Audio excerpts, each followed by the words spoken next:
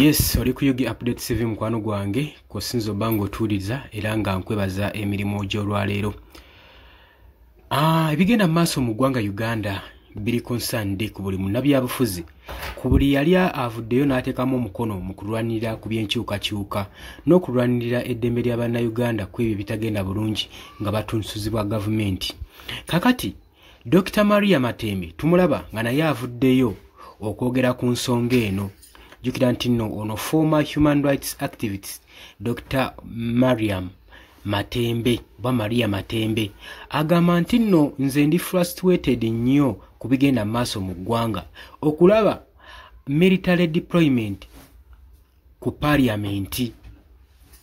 Agamba nti nno I'm very tired of seeing the military everywhere. Maria Matembe nti yaakooye okulaba ab'amagye buli wamu, awulira nga abikooye, awulira nga yenyiyiddwa. Bino yabyogedde kusinziira ku kyabadde kigenda maaso olunaku olw'eggulo ku parliament y'eggwanga Uganda mu kibuga Kampala kyakutta omuliro oluvannyuma lwa Yoweri Kaguta Museveni okudeployinga amagye battalioni z'amagye ku parliament ng'amakubo gonna gazibiddwa nga teri mmoloka ekkirizibwa kusalayo nga n'abantu abasalayo balina kubanga bamaze kwazibwa. Ne bababuuza ensonga lwaki badeployinze amagye okwenkanidde wano ku parliament just nga bagenda kutuula. Jjukira nti nno olwejjo badde bagenda okutuulwa okuteeseganya ku UPDF amendment bill ey'okuyisa ekiteeso kino okulaba nga basiviliani bawozesebwa mu military court. Wabula ekyo ekyabaddewo bagamba mbu baadde bateekawo byakwerinda nti ng'abantu bayinza okwekalakaasa ku nsonga eno ne balumbagana parliament. Kitegeeza ki? Baba nga badde balina ekirowoozo kitegeeza nti nno nabo kennyini bakimanyi nti abantu si basanyufu na ku bino biru ze bagenda maaso n'okuyisa kubanga zigenda maaso na kutugulunya bantu. Kakati nno former human rights activist Dr. Maria Matembe yagenze maaso n'okwenyamira ku bikolwa bino eby'okudeployinga amagye ku parliament. We yabadde ayogera ku NBS TV Frontline Show. Matembe yakiputinze kiriya ng'agamba ali against ebikolwa ebigenda maaso n'okukolebwa abakuumaddembe aba military naddala ebigenda maaso mu ggwanga. Agamba ali against nabo era abiwakanyiza ddala era tabawagira wadde n'omulundi n'ogumu ku ngeri gye bayisaamu bannayuganda. Agamba military deployment ebadde heavy eyalabiddwako olunaku olw'ejjo era ng'agamba okuva omwaka guno we gwatandika 2025 nze ndaba heavy security ng'edeployingibwa buli wamu. Nze mbikoyo biraba mujjukire mu kalulu k'e Kawempe North by elections era eno yenaabeera ng'ekizampa esinga gye muba mujjukirirako era nga twebuuza lwaki amagye gayiibwayo. Agamba okwatibwa kwa Dr. Kizza Besigye saako n'ab'opposition ababulizibwawo mu bibiina eby'enjawulo. Agamba bino byonna byennyamiza byongera kweraliikiriza ggwanga wa gye tulaga. Era agamba nti ndi munyiivu nnyo era nga ndi munyiikaavu n'eggwanga lino okubeera nga ligenda maaso n'okudeployinga ab'amagye. Agamba nti nno nze ndi mukoowu nnyo okulaba ab'amagye buli wamu.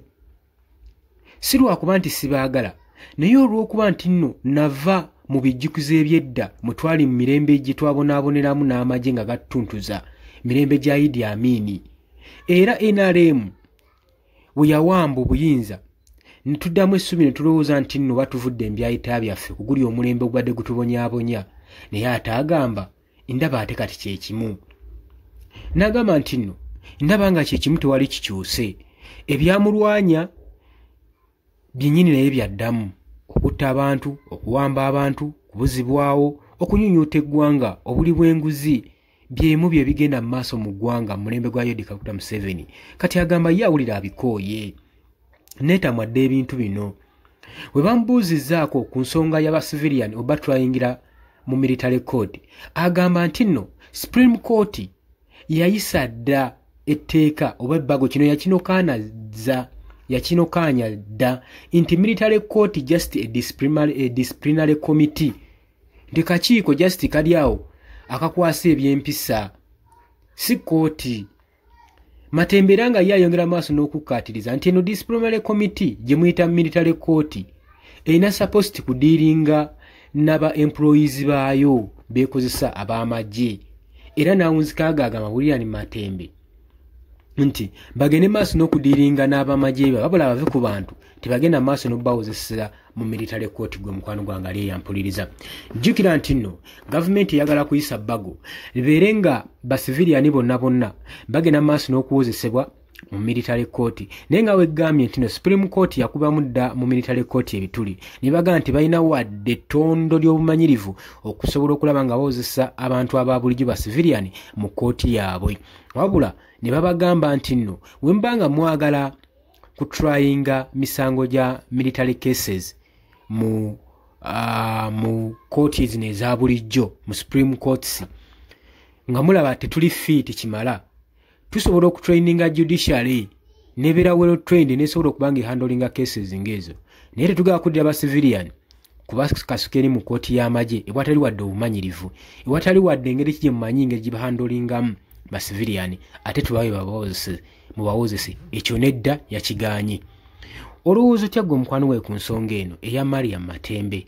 Olowooza ki? Olowooza nga wakanudde ku ddoboozi Mwami Yoweri Kaguta Museveni anaakomako abamilitale okubanga bayiibwa mu ggwanga n'okuteekawo entiisa?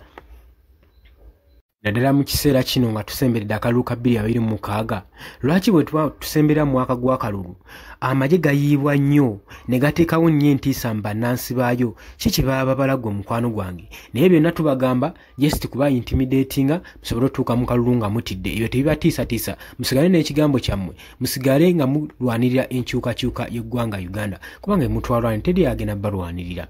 Oli ku Yogi Update TV kwa dosinzo bango tuliza ntegeeza nti no gwagala otweyungako kirira wansi waliwo ekigambo subscribe kikoneko oberenga otweyunga kumbagaliza olunaku olulungi mweraba.